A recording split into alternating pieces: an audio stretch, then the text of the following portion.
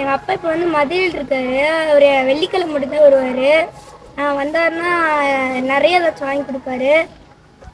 அம்மாவுக்கு எனக்கு என்ன பிடிக்கும்னா எது கேட்டாலும் செஞ்சுருவாங்க. அதான் எனக்கு அம்மாட்ட பிடிக்கும். அம்மா வந்து தஞ்சாவூரில் இருக்காங்க. வரும்போது தம்பி வந்து ரொம்ப சந்தோஷப்படுவான். அப்புறம் அப்பா வந்து எது கேட்டாலும் வாங்கி தருவாங்க.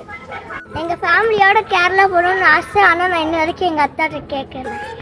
எங்கள் அத்தை கிட்ட பிடிச்சது வந்து எங்கள் அத்தை வந்து வெளியே கூட்டு போயிடுவாங்க. அதே மாதிரி நான் சைக்கிள் எங்கேயாச்சும் போகணும், ஃப்ரெண்ட்ஸோடு போகணுன்னா கூப்பிட்டுருவாங்க. அதே மாதிரி எங்கள் அம்மா கிட்ட பிடிச்சது வந்து கொஞ்ச நேரம் கழிச்சு படிக்கிறேன்னு சொன்னால் விடுவாங்க. அதே மாதிரி நான் வந்துட்டு எங்கள் அப்பா அம்மாவோட சேர்ந்து கொல்லிமலை போக எனக்கு ஆசை. நான் எங்கள் அப்பாட்ட வந்து ஒன்று கேட்காததுன்னா எனக்கு மோட்டர் சைக்கிள் வேணும். அதுதான் கேட்டதில்லை. எங்கள் அம்மா அப்பா கிட்ட நான் கேட்காத ஆசை வந்து ஒரு நாள் ஃபுல்லாக எங்கள் அம்மா அப்பா கூட டைம் ஸ்பெண்ட் பண்ணணும். எங்கள் அம்மா அப்பா கிட்ட கேட்காத ஆசைனா ஒரு லாங் ட்ரிப் கூட்டிட்டு போகணும். அம்மா அப்பா எனக்கு ஏரோப்ளேனில் போகணும்னு ஆசை. எனக்கு டேரக்டர் ஆகணும்னு ஆசை. நான் எங்கள் பேரண்ட்ஸ்க்கு வந்து டாக்டர் ஆகணும்னு ஆசை. ஆனால் இதுவரையும் நான் சொன்னது இல்லை நான் டேரக்டர் ஆகணும்னு. அதனால நான் வந்து ரெண்டும் ஆகும். பைக் ஓட்டணும்னு ஆசையாக இருக்குது. ஆனால் பைக் ஓட்ட தெரியும். என்னை நம்பி இதுவரை தனியாக பைக் இருந்ததில்லை.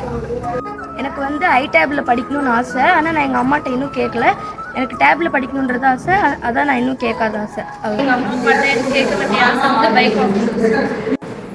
எங்கள் அம்மா கிட்ட இருந்து எனக்கு ஸ்கூட்டி வாங்கணும் ஆசை. எங்கள் பேரண்ட்ஸ்ட்ட எனக்கு கேட்காத விஷயம் வந்து தனி ரூம் ஒன்று, தனி ஃபோன் ஒன்று. இது மட்டும் தான் எங்களுக்கு கேட்காத விஷயம்.